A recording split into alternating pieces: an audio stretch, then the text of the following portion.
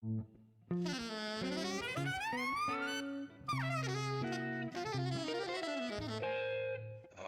Jazz.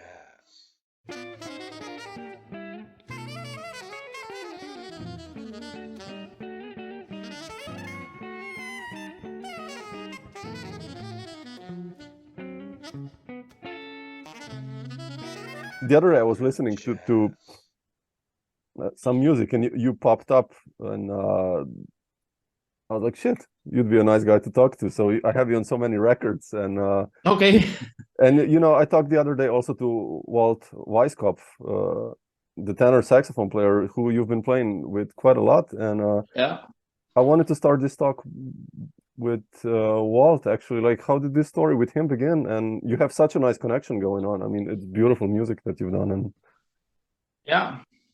I mean, basically, Carl Winter, the piano player, yeah. and we listened to Walt on some records. And then I found his email, and I emailed him. Okay. And we invited him over for a tour in Europe. I think we did maybe 10 days in the first round. Okay. And I can't remember, 2015, 2016, something like that. And we recorded the first album. And then we kind of asked Walt if it was cool with him to call it like Walt Weiskopf something. Okay. You know, so you know, that's why it's called Walt Weiskopf European Quartet. So we, you know, and it's, you know, from a music business side, it's really nice for us to be able to promote the band under those like that, instead of it will be Carl Winter Trio with Walt Weiskopf. And then it's a lot of promoters. Like, makes sense. Maybe not promoters, but also like the audience, right? And we're very happy about it and stuff like that. Yeah. I mean, you're actually playing also his music in also some of it. I mean, you also everyone's his music, but still, it makes sense, right? Yeah, but what is actually really cool about, first of all, Walt is a great saxophone player, right? And then, but he's also an incredible writer.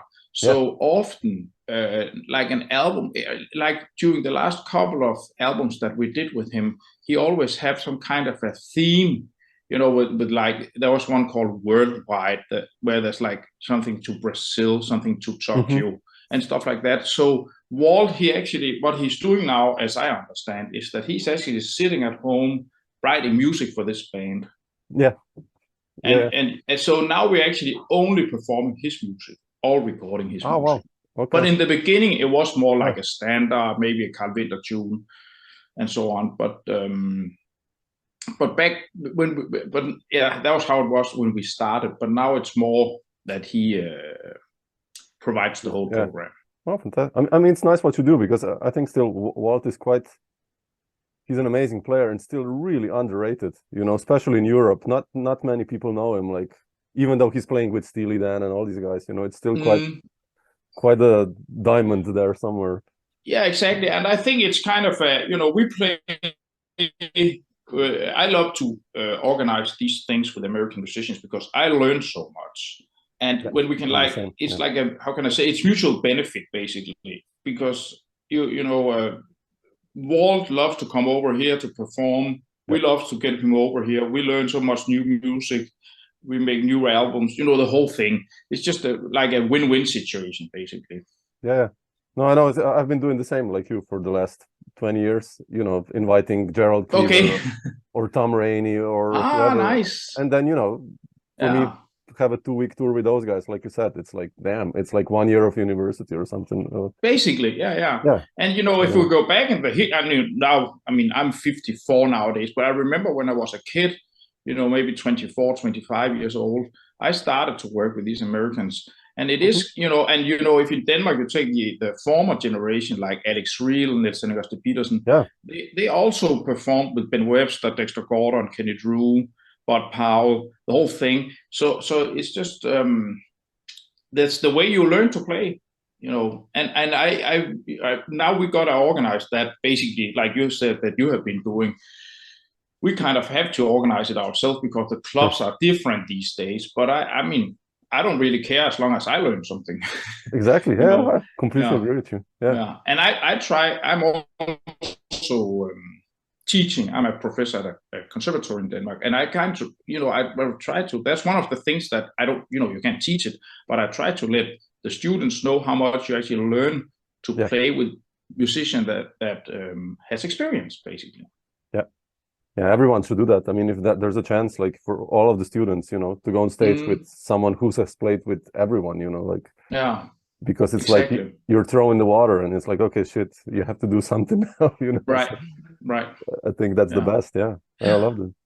Yeah, it's very nice. I admire it. I mean, I just love the. I mean, and there's two sides to it, because there's the thing about performing with an American artist like Walt, for example. But as you say, he's way underrated from how good he's actually playing and stuff like that. But it's also like we can still, as a Danish jazz drummer, I can still perform more internationally. Yeah, sure. Than if I was going out with a Danish. Absolutely, section. That's a reality. Yeah, we all know basically that. That's the reality. Yeah, everyone knows it. Yeah. What about Jerry Bergonzi? Like, because also another horn player, I mean, that you have a really quite a long history. And we have just next week, now we have around October 1st, right? And then we have a 2-week tour coming up. Oh, you're still playing with Jerry also? Yeah. I was just in Toronto playing with him in June, and we were out in May. And then we have October, 2 weeks. Wow, fantastic! So I work a lot with him, and that's and we have been working for, I think, back since 2010. Well, okay, that's all. We've been, and with him, we've been in China, we've been in the Hong Kong Jazz Festival, we've been into Africa. Sounds crazy, but so we have been able to take him around. How did you meet the Jerry, by the way? I mean, it's kind of the same story with Carl and I. When I started, Carl Winter, the piano player, and he's how can I say it? He's from 84 and I'm from 69. So I'm much older than he is. But something happened, I remember when I first met him, I was doing entrance examinations for a conservatory in Denmark, and he played a lot with the people who applied. And then I heard his swing, and I thought, okay, I like that. And of course, Carl's father, I knew of him. I knew him because his name is Jens Winter. He was a really, really great trumpeter. So Carl, then I started to work with Carl, and then by coincidence, we were talking about, I really, really love this album called Standard Guns. The old Blue Note album that he recorded with Joe Calorato and Nussbaum, Dave Santoro on bass, and which was pretty much like a state-of-the-art early 90s Blue Note release from Jerry's side. So we both had that as a, what do you call it, main, influence on our playing and our music. So I just called Jerry. I just wrote Jerry as well. And then what happened was Jerry, at that time, back in 2010, he had like something in Helsinki. Then he was off for 4 days. And then he had something in Bergen in Norway. So he had like 4 days, he couldn't do anything. He was like stranded in the Nordic region.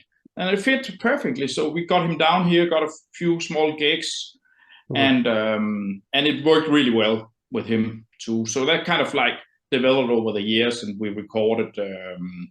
First, we recorded in, how can I say, Carl's name, and then we recorded a couple of albums for a band. Yeah, you did a lot, Yeah, and now we are doing a lot of other stuff as well. So we're busy with him as well.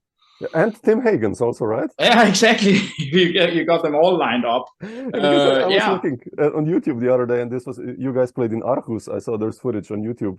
Yeah, Mr. PC, and it's burning. Like, I love Tim again. One of those guys. Yeah, incredible.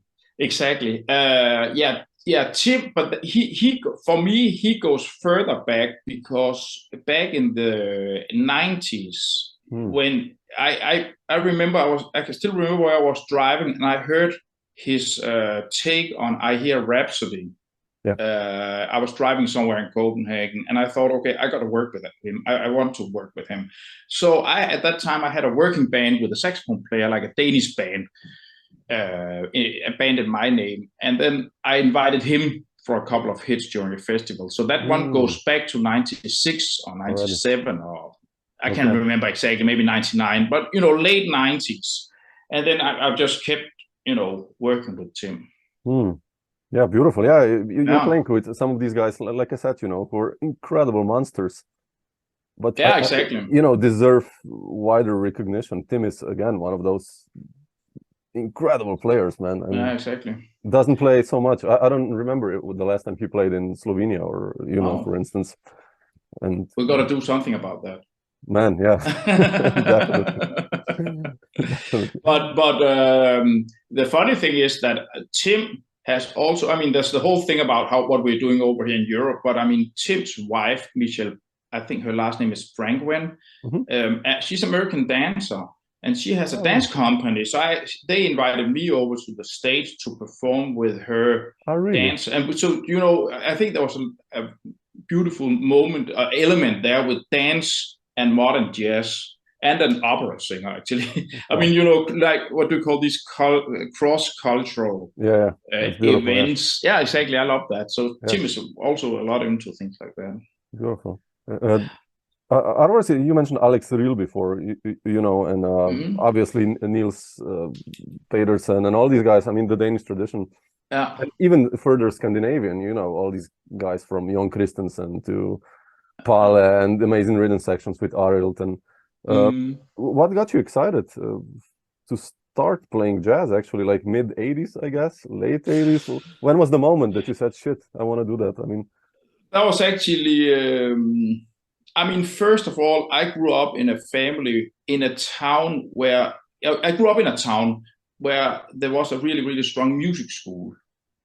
So I was into music school at age 5, and I think from age 7, from age 6 or 7, I started to get private lessons, but mainly, in the focus of classical. So, I played a lot of marches and the whole thing. And then, but I had a brother who's 8 years older than I am, and he always listened to Return to Forever, Weather Report, Woody Shaw, Palle Mikkelborg, the whole thing there. So he was always listening to that. So I thought, okay, I was just basically caught in a very early age of jazz or fusion jazz. So I was playing the drum set, and I was playing classical. But then I remember when I was around 17 or 18, I had heard it before, but the moment when you hear something and you understand it a little better was like when I heard Kind of Blue the very first time. And I thought, okay, great, I got to learn to play straight ahead jazz.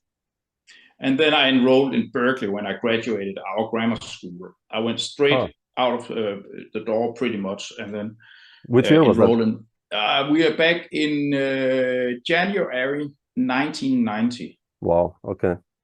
Wow. So it's 33 years ago. How was that like for you going to Berkeley?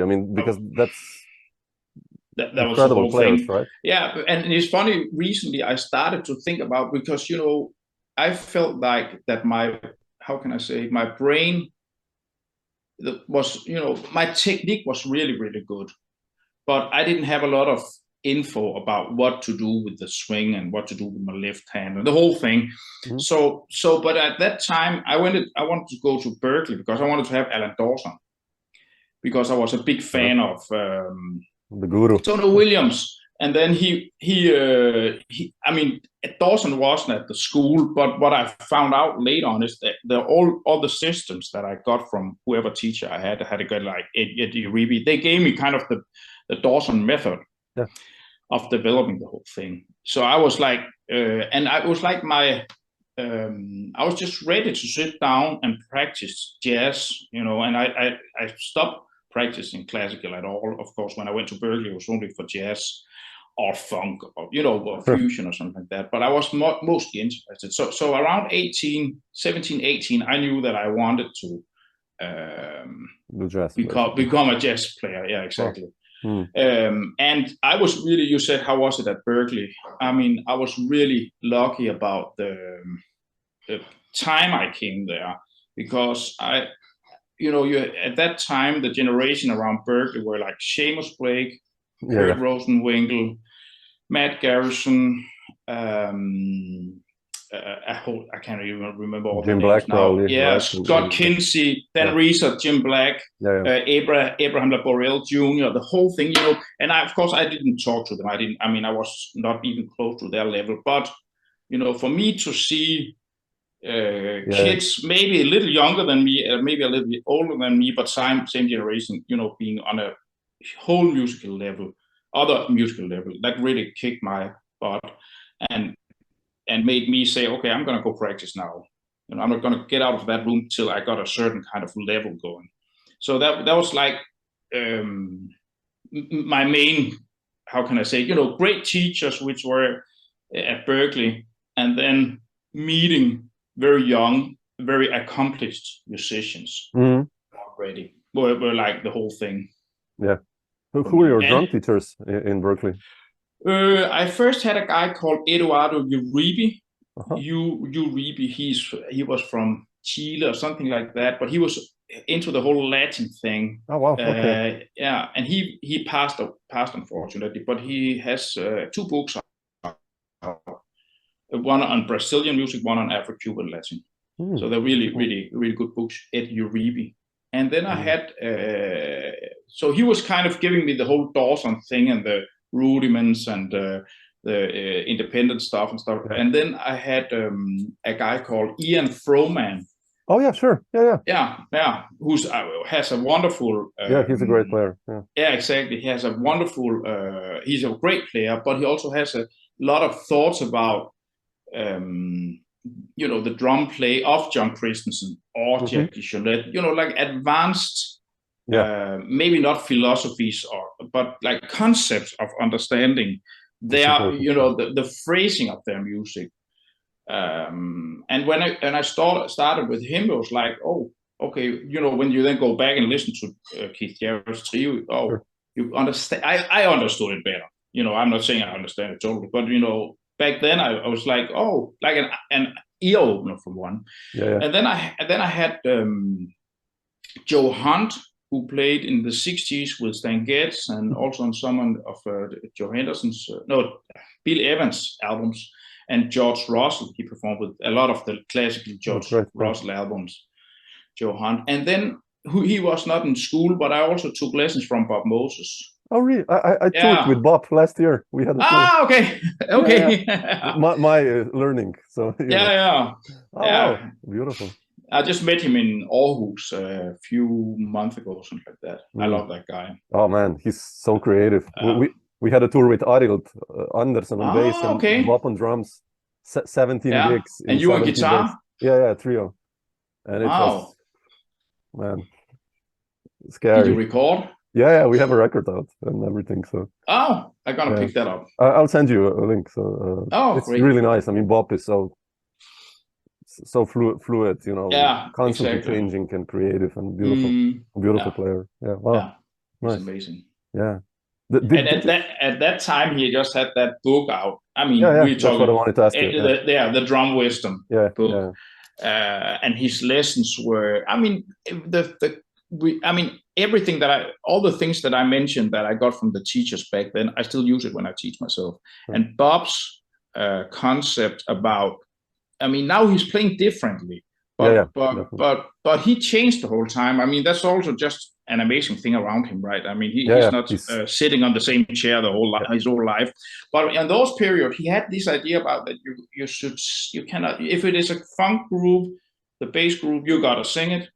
And then you have to sing it the whole time and play on top of it, but you can't stop singing it as a drummer. Okay.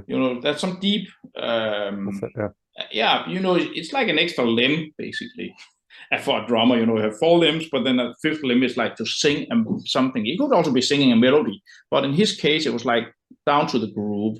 That's heavy, Yeah, so I loved those lessons back then. Did you ever think about going to New York after Berkeley, or? The situation is that in Denmark, your parents does not make a saving for going to college. Sure. We pay almost 50% in taxes. So yeah. Usually you stay in Denmark and you get your education like that. But at that time you couldn't get any good jazz education like Berkeley provided. But I've kind of funded the whole Berkeley myself. Oh shit! Okay. I got little help. Yeah. But I mean, so I could only I didn't graduate. I had to quit after a year and a half. But I mean, those year and a half was really what is called intensive teaching. So I think I also needed a break at that time. Sure. From teaching. But what I did was I actually did enroll in Rytmisk Musikkonservatorium, the rhythmic conservatory in Copenhagen. Copenhagen, yeah. So when I couldn't afford Berkeley, I went back home and started the conservatory. Yeah. And which is, I kind of grew up in a very remote part of Denmark, and then moving to Copenhagen, I of course knew a couple of Danes that had been at Berkeley. Like for example Niklas Knudsen, you probably know him. He's a really good guitar player. We went to Berkeley together. Played a lot with Matt Garrison actually over there. So Niklas came home, we founded a band together, but I kind of did not know anybody in Copenhagen. So for me, going to the Rhythmic Conservatory, that's a good one, too. It was a perfect, place for me to stay. Yeah. Then you found, how important was that band when Granny Sleeps? I mean, because you know about it, okay? I mean, I have it on MP3s because back years ago there was this platform eMusic, and you could buy 10 albums, a month, and this was among them, like the one with Ray Anderson and Liebman, actually, like that was quite important probably for you guys, right? Exactly. I mean, when you're young, you don't have kids, you don't have family, you don't have obligations, basically. So we would just kind of live in a rehearsal space. I think we would rehearse maybe 2-3 times a week or something like that. And then we were, how can I say it? I think that my generation of getting to Copenhagen with Niklas and Kasper Tranberg, and also there was another band that I was part of for a while called Once Around the Park with the saxophone Jakob Dinesen. Oh yeah, sure. Rune Funk. But I mean, that was kind of, those two bands were like, how can I say it, not to be selfish, but it was kind of like a new generation.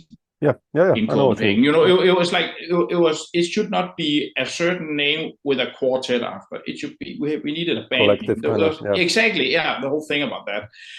So I mean, the thing about When Granny Sleeps was that we got together, we made like a demo tape, like a tape, and we copied the tape, we put them into envelopes, sent them around, and we also, we participated in the Leverkusen Jazz Tag, their competition and stuff like that in Germany.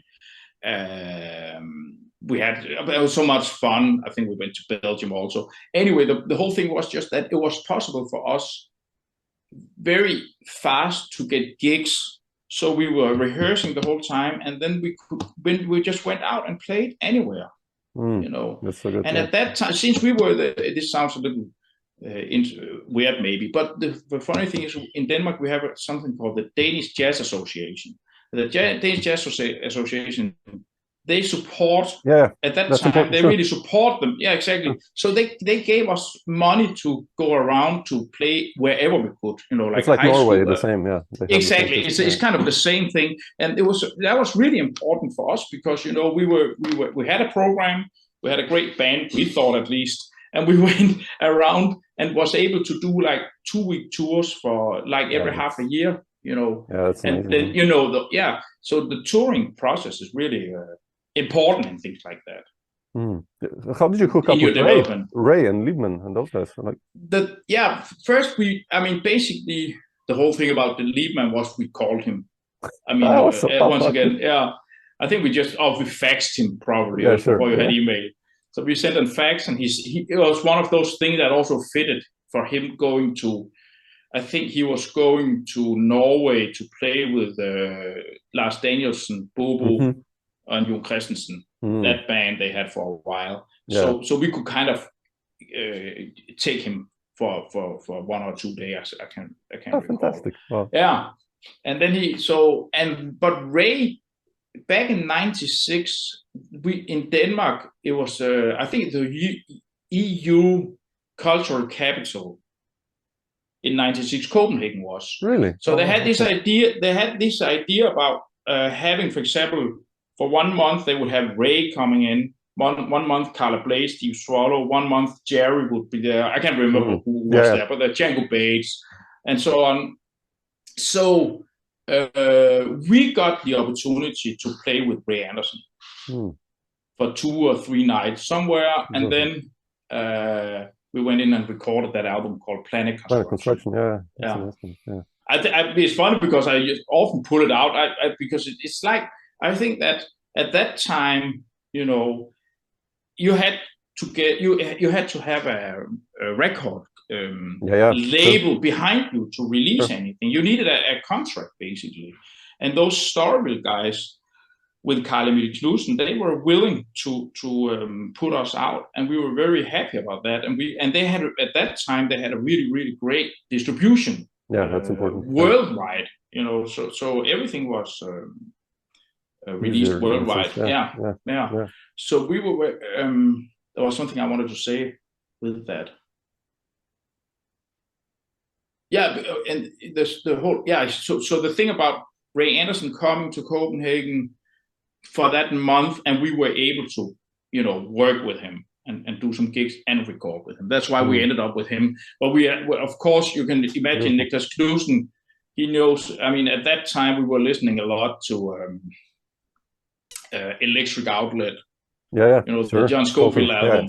You know, and who's on that? That's Ray Anderson, right? So there was like a link between that and where we were in our music. You know. Yeah. Oh, beautiful. The same thing with the Dave Liebman. I mean, you know, you can probably, I don't even have to say that, but the first, I mean, at that point, the whole When Granny Sleeps was all about Miles Davis' Live Evil, or you know, those albums from that period. We were so influenced by that, so we just wanted, and of course, who should we get on the soprano? Of course, Dave Liebman, if possible. Yeah, if you can go to the source, why not? Yeah, exactly. Wow, beautiful. So I mean, it's like a learning. I mean, it's such a great learning process to have your own working band, you know, and we would try so many different weird different stuff, you know. Oh, sure, of course. The band. Oh, beautiful. Yeah, beautiful that you got the chance, I mean, to work with the Storyville guys, because I wanted to ask you, you know, you mentioned them, like, how did Taking Off then happen, you know, your debut, and you have like an all-star group there, like monster players. I mean, what's the story behind that album? The story about that album is that, do we have time for the whole story? Sure. Okay, it starts out like this. In '91, I got home from Berkeley. I started at the conservatory, and somehow, even I was at the conservatory, I started to touring a lot.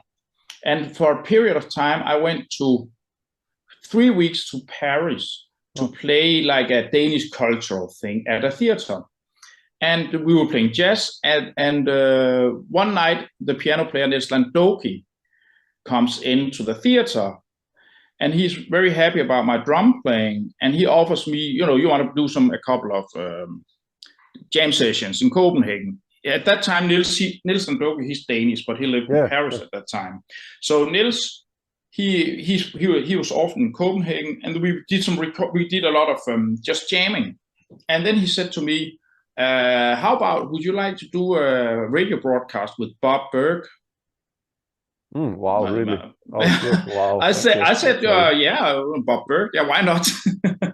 Probably the hottest player at that time.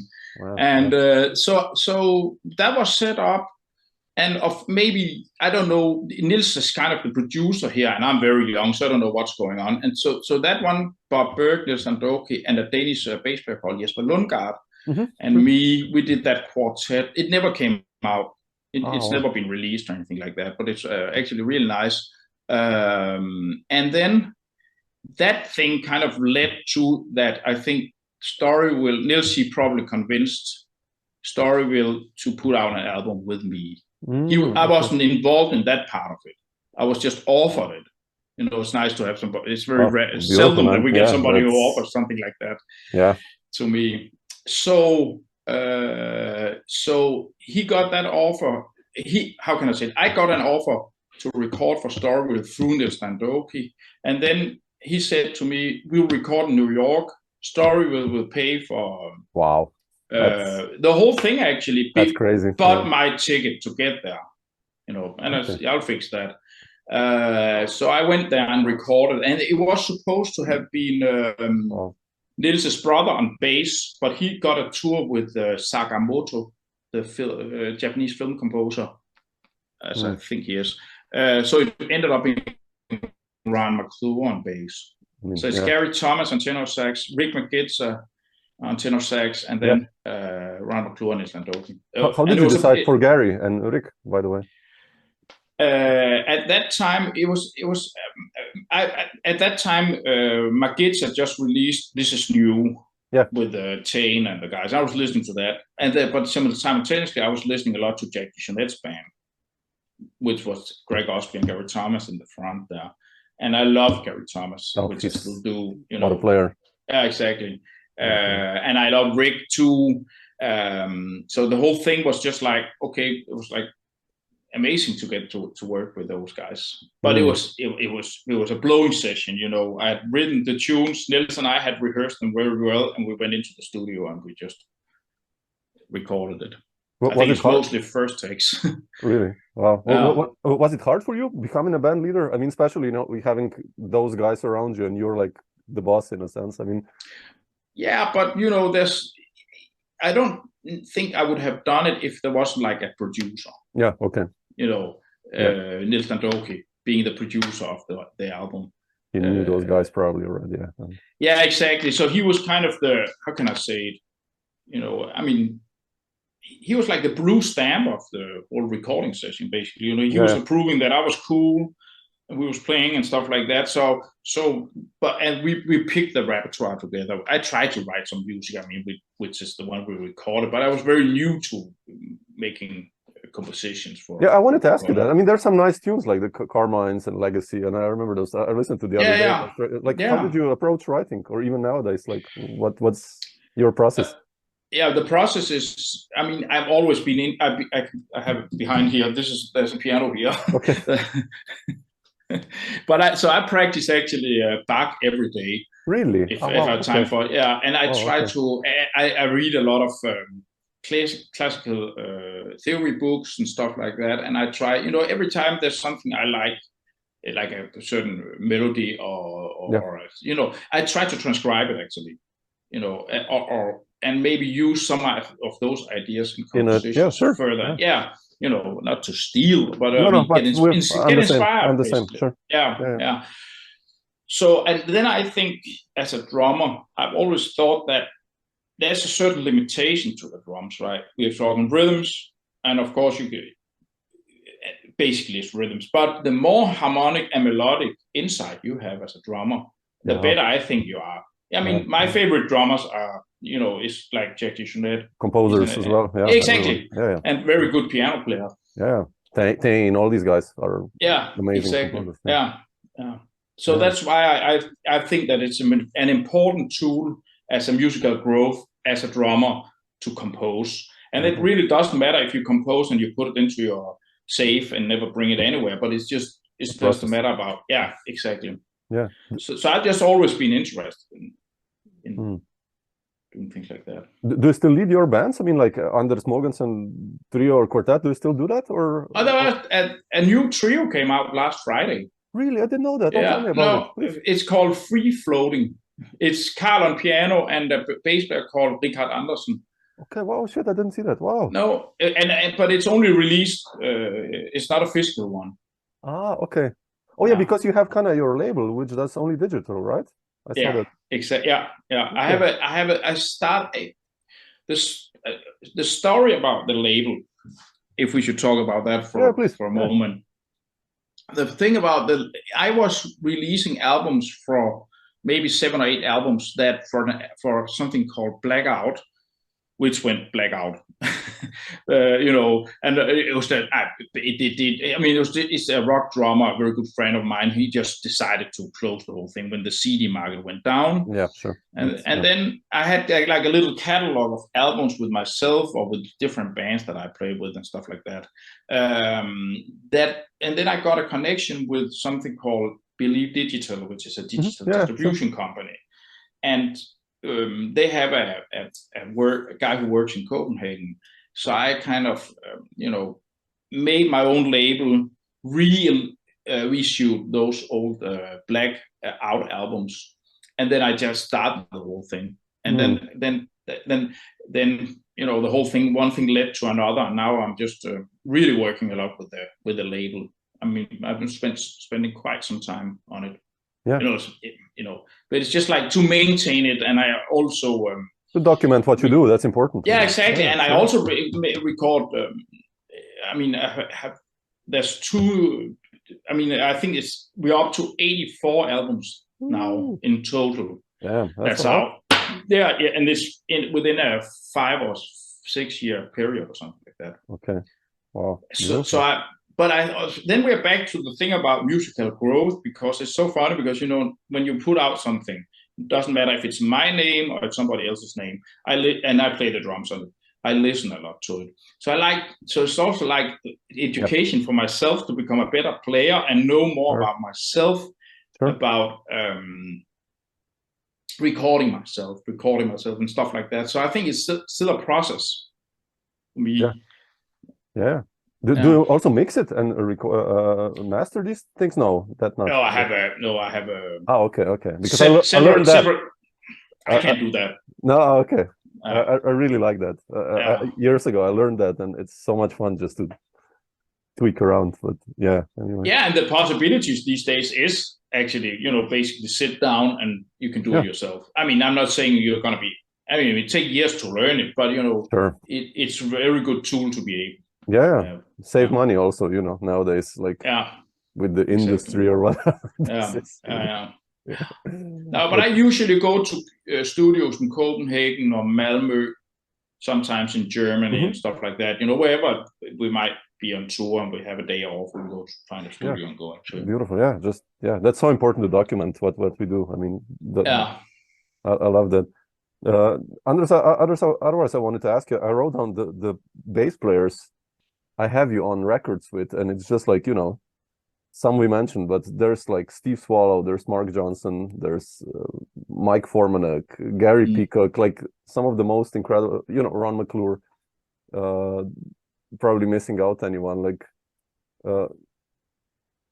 how was it for you to play with these legends? I mean, like, it's, especially when I mentioned Gary Peacock or Mark Johnson or Steve, for a matter of fact. I mean, it's lovely. That's it. And okay.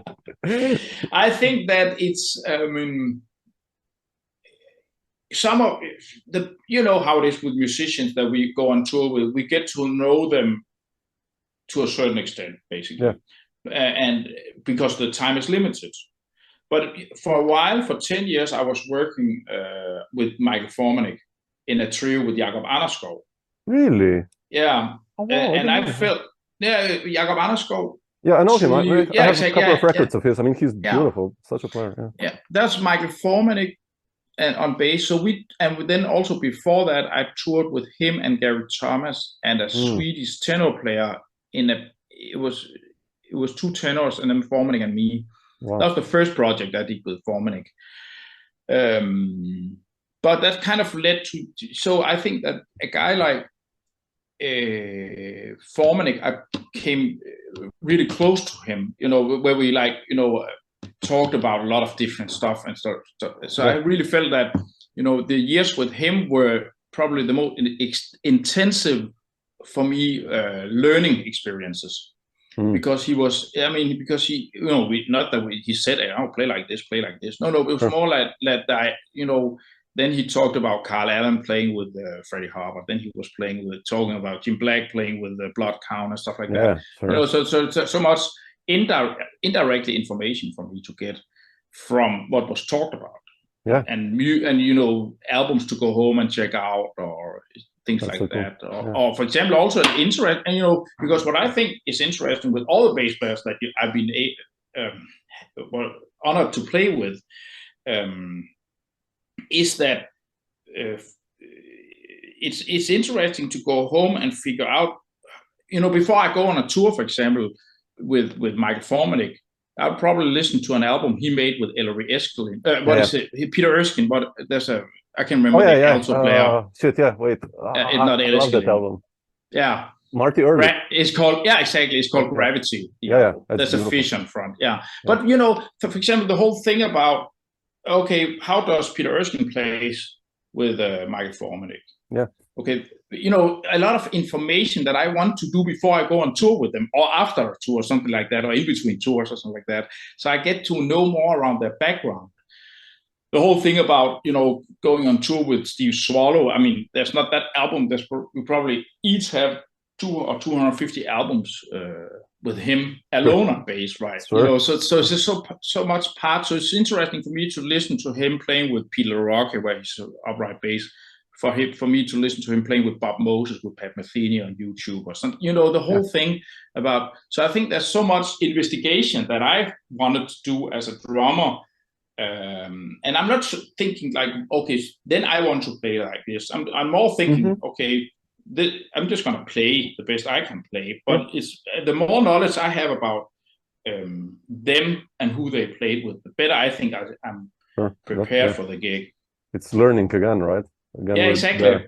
No, exactly.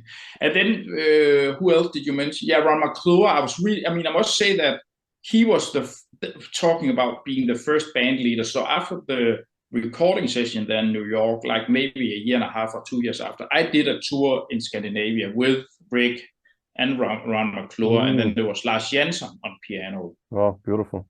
Yeah, and then. But I mean, then you get to learn Ron and what he came out of. The whole Blood, Sweat and Tears quest. Yeah. Charles Lloyd, everything. Yeah, exactly. Yeah, Keith. Yeah. And there's so many things about. Then we're learning again, right? Yeah, no, it's interesting because all these players are so different. Also, Steve plays completely different than Formanek or Gary Peacock.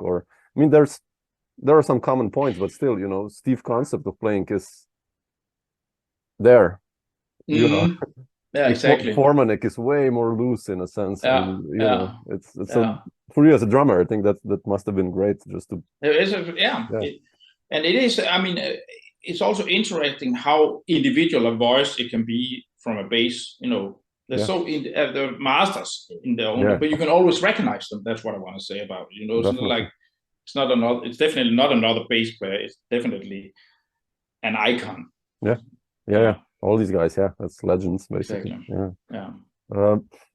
Otherwise, I also wanted to ask you. I've read you played with the Brecker brothers, like somewhere was written. What? That was after. That was a recording. That was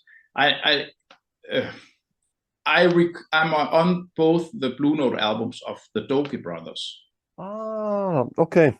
So it's the first one there. It's a white album, and it was. I did my part in Copenhagen, and they took the tapes to New York, and had Brecker Brothers to record.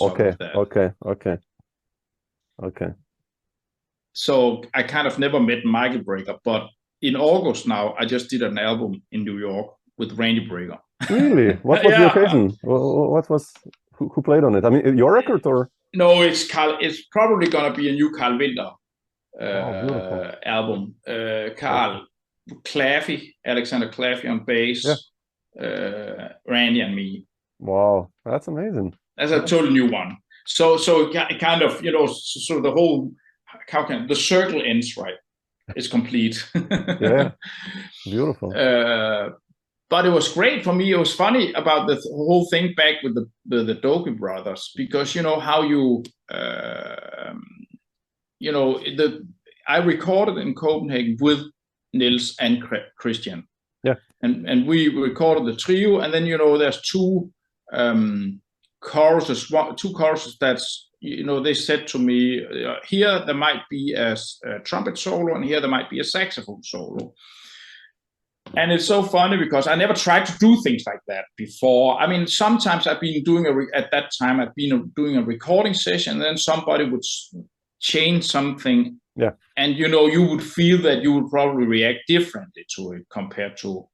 But the funny thing is that like half a year goes by, and then they sent me the CD came out, and I can't hear that we didn't play together. Yeah, sure. Yeah. With the Breger brothers and their recording experience with things like that. Yeah. So that's quite an interesting for me, because he played, I mean, both of them, but Michael Breger, he was just playing so much on the sound from me, basically. Yeah, he's one of my favorites. Yeah, because they actually did ask me very specifically to be extremely active during the saxophone solo, which was not there. Yeah. Can I imagine what would happen? Yeah, exactly. Just imagine there's like a really great saxophone player playing now. Okay. Well, that's cool, actually. Yeah. That's how I recall it for this many years since. Wow, beautiful, man. Fantastic. Yeah. So that's the story about the Breger brothers. Oh, wow.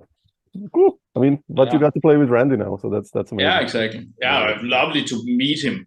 Yeah, I don't know if you met him, but amazing guy. Yeah, he's a nice guy. Yeah. Beautiful. Otherwise, Anders, what's still on the schedule? I mean, you mentioned a tour now, a 2-week tour coming up with Jerry. Yeah. Well, what's still up in the upcoming half a year, like new albums, tours, records? Yeah, but the funny thing is that now we have a 2-week with Jerry, and then in November I have 2 weeks with Walt. Oh wow, okay. And then I have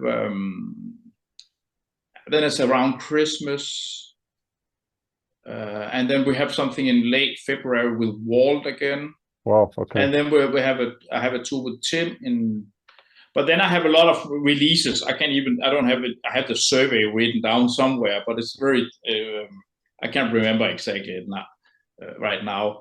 But what I just finished this week is I'm also involved in a lot of jazz festivals in Denmark. I have a jazz festival I'm part of a jazz festival called Jazz Nights, which takes place in a very remote part of Denmark. We just finished this. We had Mary Masur playing. We had a lot of Danish. Last year we had Gard Nielsen playing from Norway. Yeah. The whole big band there, Supersonic. So I'm a lot involved in things like that, and then I'm, which I find quite interesting actually to be on that side also. And then I'm doing those tours, and then I have a lot of releases, and then I do my daily teaching, which I teach in 2 different conservatories in Denmark. I teach in Odense, and then I teach in Aarhus. So I teach in 2 different places. So I'm super busy. A little busy, maybe but it's also nice. It's funny because I don't know if you teach, but I do. Yeah, I love it too. Yeah, the kids are coming in, and the kids practice, they transcribe, they learn, we talk about phrasing, the whole thing, and I still feel that I can become a better teacher. It's not like that I'm going up there 9 o'clock Monday morning and say, I have to teach again. No, I'm trying to exactly. Because it's a learning experience. Yeah. It's good to be open always. It's great. And it's a privilege, to be involved in this music. Definitely. Either teaching or playing or whatever. So it's the best. Quite amazing. So. Yeah, and doing all the research. Yeah. So it's more or less a lot of the same stuff for the next years. No, but that's I would say amazing. Yeah, beautiful. Yeah.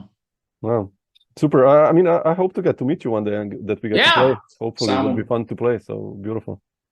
And definitely. Otherwise, thanks so much. For taking this almost an hour or so and sharing some of these stories. Yeah.